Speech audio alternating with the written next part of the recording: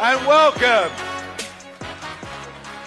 Do you know, I booked a series of these events, 4 of them in the first couple of weeks of the year, and every single one of them was sold out, oversubscribed within 48 hours. We could have filled this room 3 times over. But those that couldn't get tickets aren't missing out, because what we're doing with these is we're live streaming them on all of our platforms, including one called X.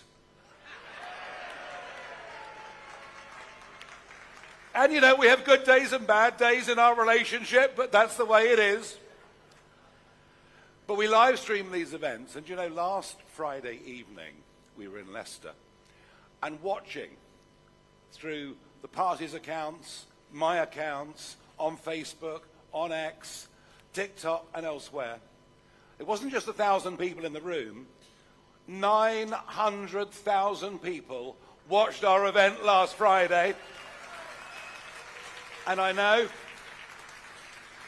there are many of you sitting at home right now watching this, and you've seen the speeches that have come before. And I'm talking to you right now.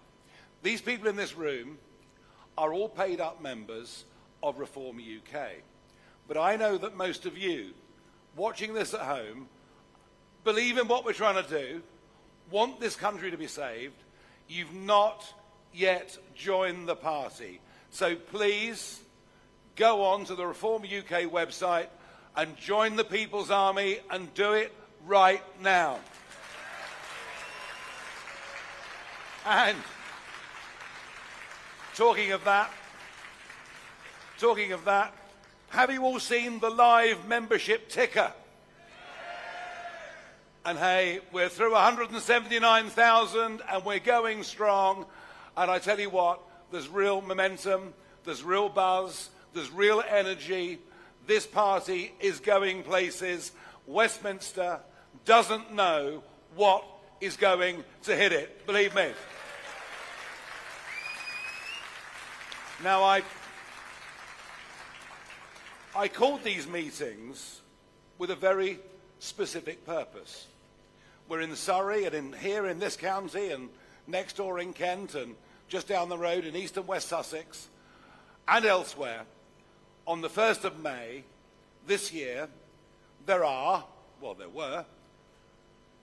the county council elections. They posed a massive opportunity for this party, and frankly, myself and Zia, are really excellent chairman of the party, who I'm proud to work alongside, who you heard from earlier.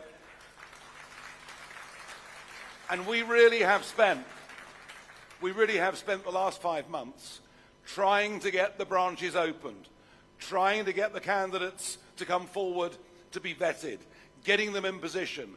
We have been putting everything into fighting these county council elections up and down the length and breadth of England. But the Labour Party want to change local government. They want to get rid of county councils. They want to destroy the idea of county identity. And personally, I think county identity matters a great deal. I really do. They want to abolish district councils, which means that the smaller rural areas will get dominated by the bigger urban areas. And then above all of that, they want to have mayors for all of the counties. And whenever you have a referendum on this, the people say, no, we don't want it. None of this was in the Labour manifesto, but this apparently is what they're going to do. And that has given the Conservatives, who are in charge of these counties, the opportunity to apply for a delay. And would you believe that Kent and Surrey and East Sussex and West Sussex, all the counties in this area, a total of 14 county councils and 2 other councils, have applied to the government to have their elections delayed. And I called this meeting to get people here, to get us ready and organised for May the 1st. I thought only dictators cancelled elections. And yet what we see, frankly, from the Conservatives, they know that reform are coming for them. What they have done today is an act of political cowardice. It is denying people their democratic rights, and frankly, I'm angry. I think the whole thing is a complete and utter disgrace. I really do.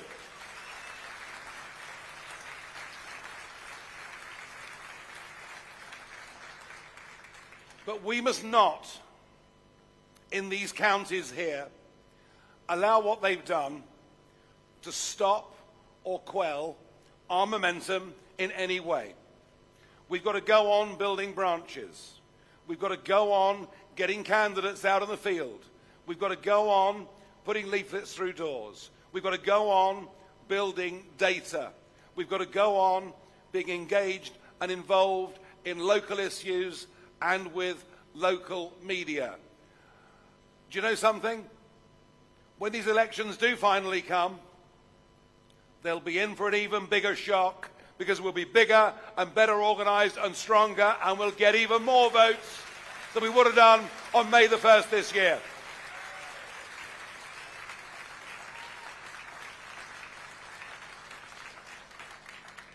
So we will not let them stop us in any way at all. I came back into politics on the 3rd of June this year, having had a short time out. I'd spent over 20 years in the European Parliament. I'd kind of set my life on getting us out of the European Union, of getting back the independence and self-governance of this country. Everybody told me that it was impossible. Everybody told me that I was wasting my time. People thought I might be drinking too much. I don't know. But you know what? Through sheer guts and persistence, and through the backing of thousands of activists, we achieved that goal in 2020, and we did get back control of our country.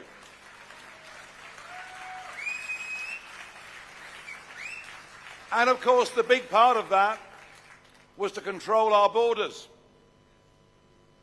Take back control of our borders. That's what Boris said, wasn't it? And in manifesto after manifesto, they promised us net migration would be reduced to tens of thousands a year. And in 2023, net migration was 1 million. I came back into politics because I felt every promise that had been made on the back of that referendum and on the back of that massive 80-seat majority, which in many ways I helped them get, had been betrayed at a level that, frankly, the Conservative Party should never, ever be forgiven for. Never.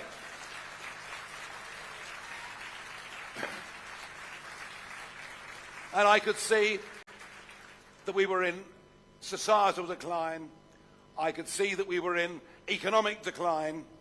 And frankly, as bad as the Conservatives were, it seemed to me that Labour would be a little bit worse. Now, I got that wrong. They're a lot worse. But they're not really, are they? Because whether it's the net zero policies that Richard was talking to you about earlier, giving our industries the most expensive electricity in the world, closing down manufacturing in our countries, to the lunacy of what happened this Wednesday, when we weren't very far away from the lights going out, because we rely on wind energy. And sometimes the wind doesn't blow. In fact, the wind is not going to blow for the next 8 days. We're going to be reliant on importing electricity from Europe and from Norway. But when it's cold there, they want their own electricity. Because you see, there are countries in the world that put their own people first. Not us, obviously. And you can blame mad Ed Miliband for all of this, but who started it? It was Boris, but Theresa May above all. That piece of legislation that was pushed through was done by Theresa May. In reality, we've got a uni-party. There isn't much to choose between them. And we are the radical alternative. We are the people that believe, even though this country is in deep and desperate decline, that with the right leadership, with the right belief, we can turn this round and we can get back some common sense in our lives and a country that once again understands you have to help business, not harm business. You have to encourage hard work. You have to applaud success and have a tax system that keeps your best and brightest people here paying taxes, without which we don't have a good education system, a national health service, or a care service of any time. And we're that party. We have a positive vision. We can make this country far better than it is, and that is what we intend to do.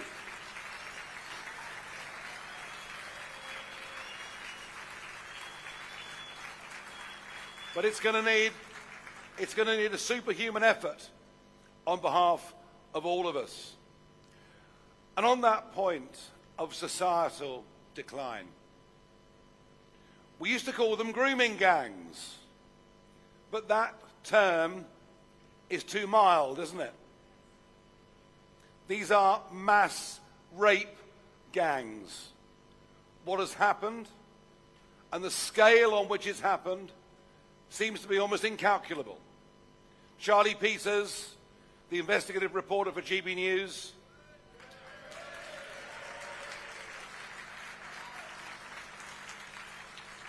oh, I'm pleased you like it. I tend to pop up on there occasionally. But Charlie now says he has documented evidence that that mass rape has happened in at least 50 towns. And there's nothing new about it. It's been going on for decades. But because of the two-tier approach that we take in Britain, two-tier policing, two-tier justice, we treat some communities very differently to other communities. Better, it would seem, that poor young white girls suffer rather than expose the truth and offend a group, mercifully a small percentage, but a group of Pakistani males. That is what's happened. That is why social services turned a blind eye, why the police didn't prosecute. Who knows? Maybe this even goes as high as the Director of Public Prosecutions in his early days. I don't know. It also seems to me that the motivations for much of what happened were purely racist motivations. They keep calling us racist, but it looks like the truth is the boot was on the other foot. But we can speculate, but don't we deserve to know the full truth? Don't we deserve to know the extent of this across our country? Don't we deserve to know how long it's been going on? Don't we deserve to know how many of those young women have been abused? And don't we deserve, just as importantly, to find out who the guilty men and women are that perpetrated a cover-up for what I think is one of the greatest evils that has ever happened in our country? And Keir Starmer apparently doesn't want to have an inquiry. He says we've had one already. It's called the Jay Inquiry. It is 459 pages long. It barely touches on grooming gangs and mentions Rotherham just once. It's a whitewash as far as this is concerned.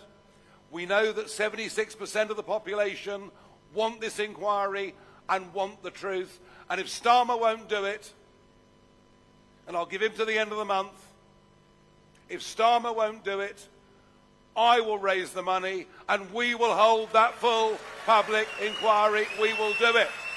We will do it. We will do it. The people deserve to know the truth.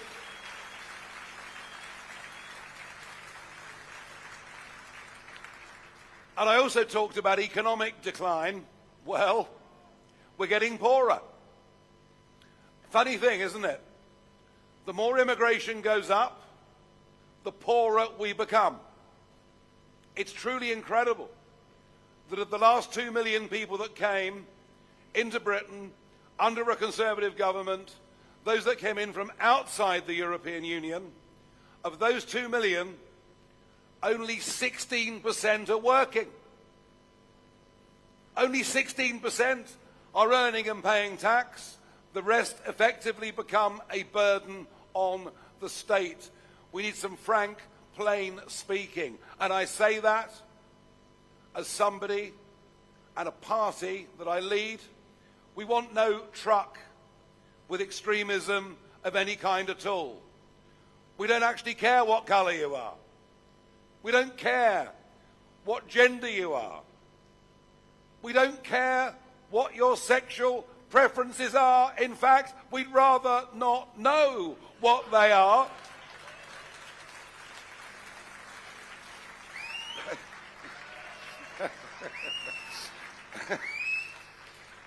But we want to live in a country where everybody is equal and people are judged regardless of who they are or what they are, on how they behave and whether they share the values that the rest of us share. Let's have a society of genuine equals.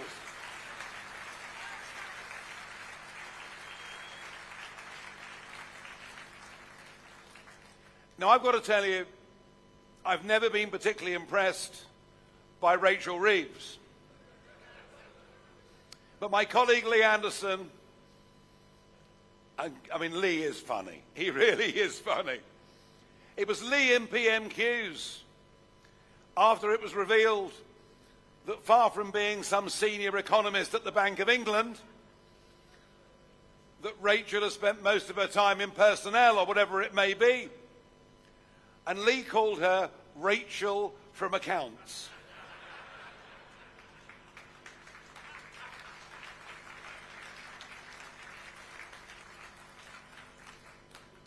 Folks, I promise you, when it comes to handling the economy, they haven't got a clue. Not a clue. Not one person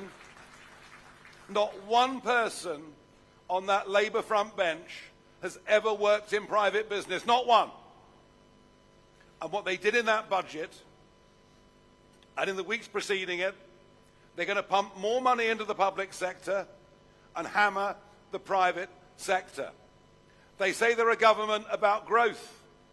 I promise you, when we see the next figures, you'll find we're in recession already. And economics and money operates as much as anything on confidence. But look at Starmer and Reeves together.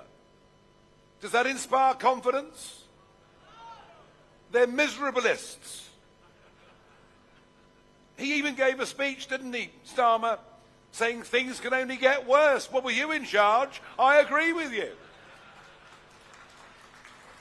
And the bond markets have woken up to this. Sterling is falling. We haven't quite yet reached the sort of panic that we had under Liz Truss. But Reeves is off in China at the moment, basically saying, please buy our bonds.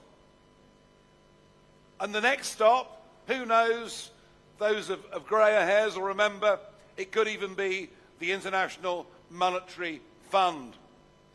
We do not encourage small business. We do not encourage enterprise. We do not tell young people the right things about work, about life, about money. We need a complete change of culture in this country. We need to tell young people that actually the only way you succeed in life is, frankly, through damned hard work. Let's start telling people that.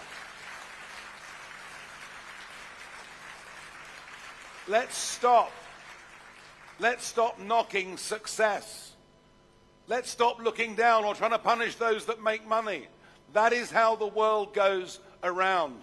And I genuinely think that one thing that reform can bring is a mixture of people from all walks of life, but we will have in our top team people who have succeeded in setting up their own businesses, being entrepreneurs, taking risks, creating jobs, making money, paying taxes. And that's what we got to do to be a successful country, have the right economic leadership. And yes, let's bring back a bit of confidence. Now, it is the young that I'm going to go on talking about tonight, because I'm appalled at what they're being taught at school. I'm appalled they're being taught to be ashamed of this country, of its history, even of its great national figures. I'm sick of the poisoning of the minds of young people. But something remarkable is happening amongst the 16 to 30-year-olds. They're not talking in the same way as the millennials about work-life balance and what can the state do for me. I see a lot of young people who've got ambition, a lot of young people who are well turned out, a lot of young people who are rejecting the nonsense and the wokeism they're being taught at school, which is a good thing, and I'm thrilled. And talking of wokeism, God, I've enjoyed this. That Jaguar advert. Unbelievable. I mean, you're advertising a car with no cars. Just a bunch of weirdo-looking people walking through a door. And I saw this, and I put out across all the socials, I put out some comments saying, I've never seen such a load of nonsense in all my life, and I hope their sales go down. Well, the chief executive of Jaguar hit back, very angry at me, and said that I was not Jaguar's target audience.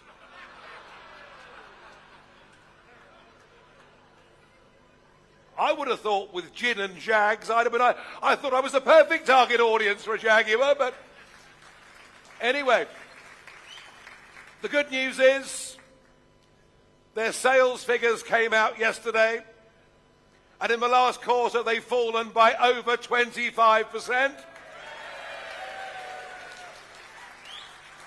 Go woke, go broke. That's got to be the message. And the same applies to my friends at National Westminster Bank as well. But this is the nonsense that is not just in the public sector, it's in the big corporate sector as well. And these are the things that we will stand up and fight back against. But on this theme of young people, we've now got young people joining this party. I've got 1 million followers now on TikTok, nearly all young people. And it's with young people,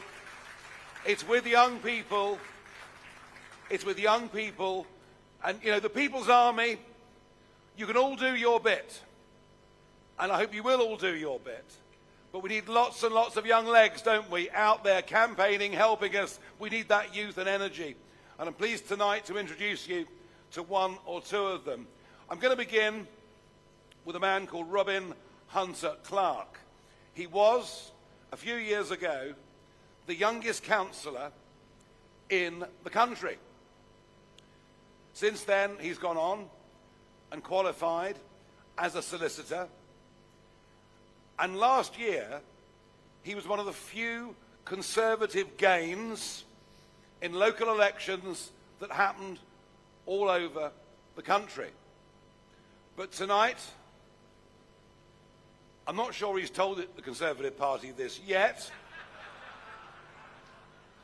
but tonight Hunter-Clarke joins me on stage because he is joining Reform UK.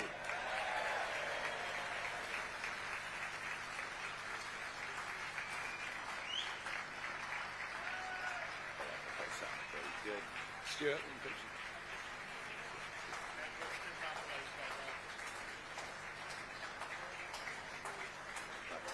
Yeah, fine.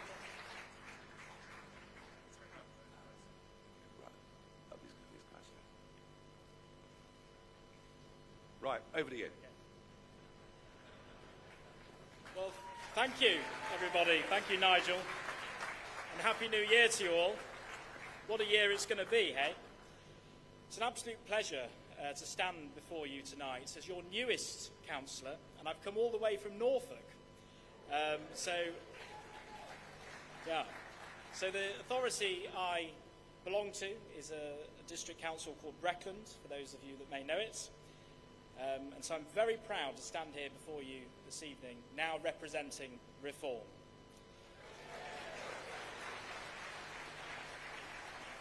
Deciding to make this move was not an easy one. Life's big decisions rarely are. But in truth, this one was simpler than most. I've given the Conservative Party every opportunity to prove it could change, to rediscover a sense of purpose, integrity and moral direction. Time and time again, I hoped it would rise to that challenge. And yet every step of the way, both the party and many of its senior members have profoundly let me down and let us down.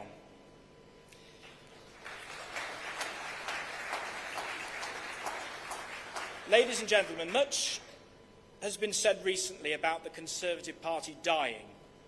I'm here to report to you tonight that it is now dead.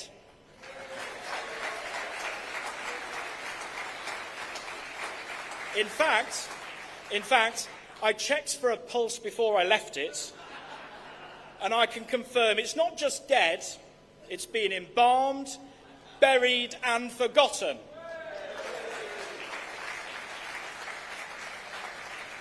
Now, yesterday I was at Norfolk County Council, and I witnessed something truly shocking, and it's happened in other counties as well, this one here too, where both the Labour Party and the Conservative Party voted to cancel the upcoming county council election. Why, you may ask? Because they know that if we had an election, Reform would win it, and win it convincingly. They're cowards, the lot of them. I told them so yesterday, and that's why I stand here today. But if we've reached the point where elections are cancelled, as Nigel has just said, simply because those in power fear losing, then democracy really is under threat in this country. We must ask ourselves, what is the role of a political party in a democracy?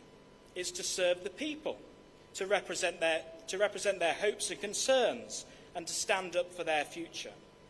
When a party becomes more interested in clinging to power than serving the public, it has lost its way, and that's exactly what I witnessed yesterday. Thank you. I want to pay a special tribute, you won't know her, but I want to pay a special tribute to her, to one Conservative councillor, a lady called Claire Bam. I'm eager to help build our presence in communities like this, the home counties. Once steadfast in their loyalty to the Conservatives, are now disillusioned by broken promises and endless failures.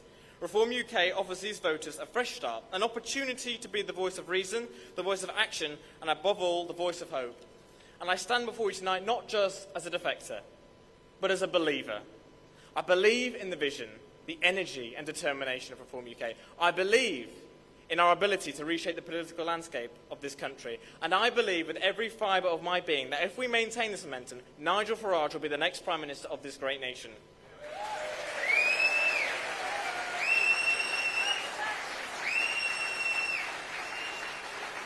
Together, we can reshape the political landscape of this country. We can turn disillusionment into determination, frustration into action, and hope into reality. And finally, remind people that there is an alternative, proving to the nation that Reform UK isn't just the party of the future, it's the party of right now. Thank you very much.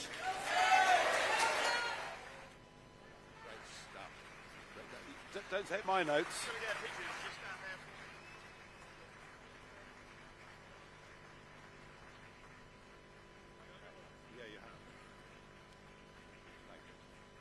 Thank you very much indeed. We got lots of great young people. So we've had somebody who was the youngest councillor in the country a few years ago, somebody who was the youngest councillor in the country until recently. Well, that's until there was a by-election in Milton Regis in Kent a few weeks ago, and Reform put up a candidate who was 18 years old. His name is Kieran Mischek, and guess what? He won, and here he is.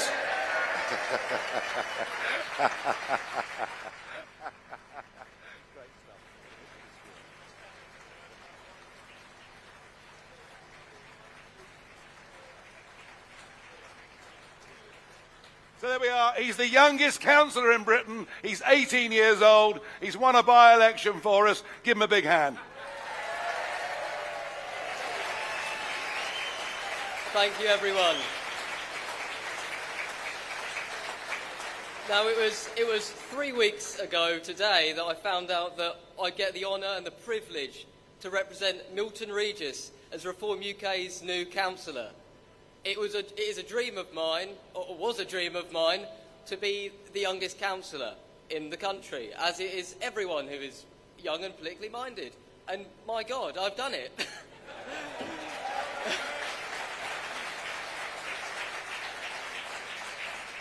Milton Regis has a history that has lasted over 1,000 years, and I'm very proud to represent that and uphold it.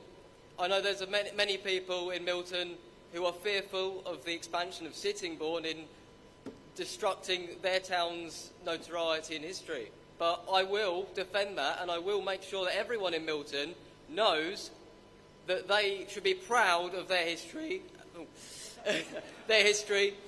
and I will do everything in my power to look after them and represent them as an elected official that I am.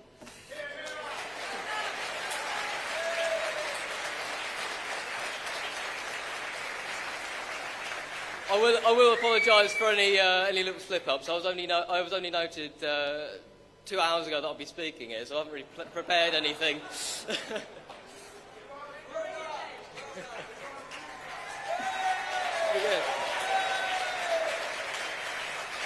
It was. If you told me a year ago that I'd be standing here as the UK's youngest Reform councillor, I don't know what I'd have said.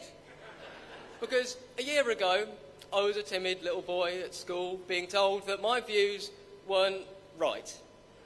And it was in March last year when I heard Richard Tice speak that inspired me. His conviction in what he said, it really hit me hard.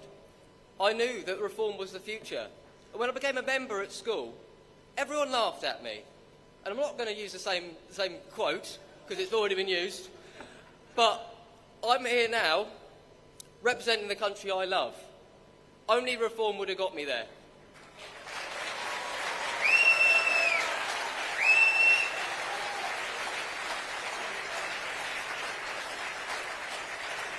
And I say to anyone who's thinking of standing or thinks I have it in them, anyone who loves this country, stand for Reform, help with Reform, because you'll meet the best people you could ever meet. I've only been involved with the party for 3 months, and I'm a councillor.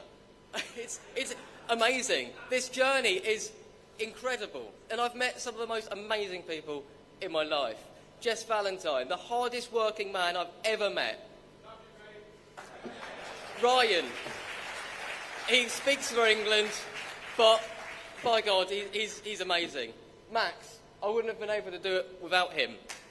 Simon and Ian at home, my family and my friends, they've all motivated me. Because, like I said a year ago, I would not be able to do this. But my country needs me. We all need to work together to save the United Kingdom.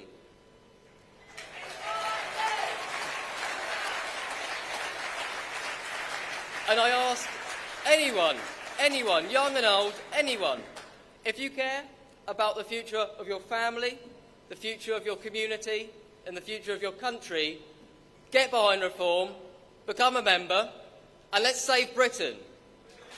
Thank you. Well Well done. I didn't give you any notice at all, really.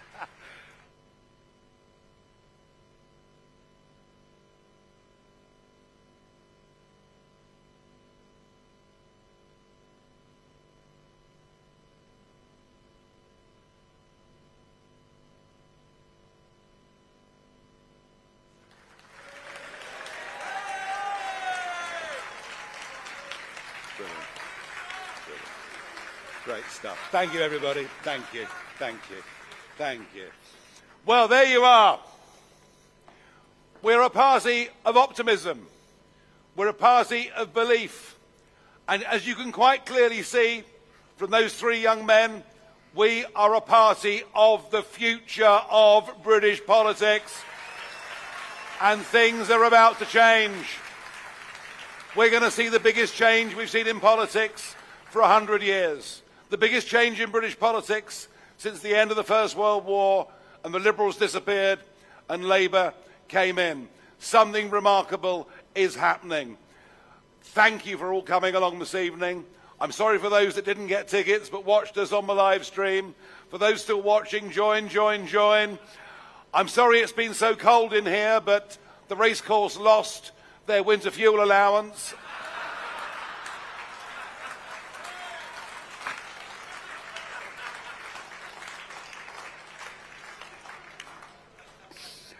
Now, when you leave, the bar will be open. Can you believe I'm on dry January? Why does no one believe me? I haven't even cheated. Mind you, I'm not sure, to be honest, I'm not sure I'm going to make it past President Trump's inauguration in Washington, D.C. And shouldn't we draw great inspiration from that Trump victory just a couple of months ago?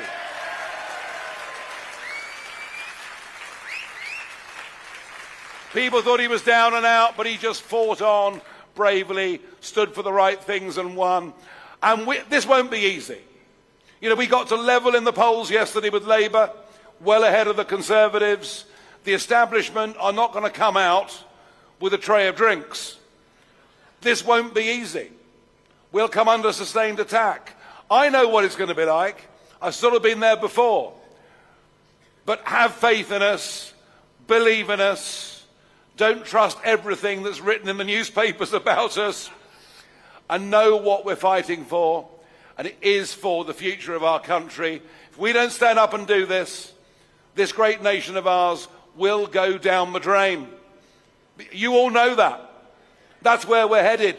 We need courage, spirit, and to stand up for those values of family, community and country. So when you leave, have a drink. When you leave, you'll find tables. You'll find a table for Kent, Sussex, there's a Hampshire one, etc. If you're not already part of a branch, if you haven't put yourself forward to be a candidate, you can do so at the end of this meeting at those tables. I would love to have finished tonight to say let's go into battle and fight that campaign on May the 1st. That was the object of being here. That has been stolen from us by an establishment that's terrified of us. But believe you me, we will not only get our own back, we'll get our own back and a lot more. Thank you very much indeed, everybody. Thank you. Thank you very much. Thank you. Thank you.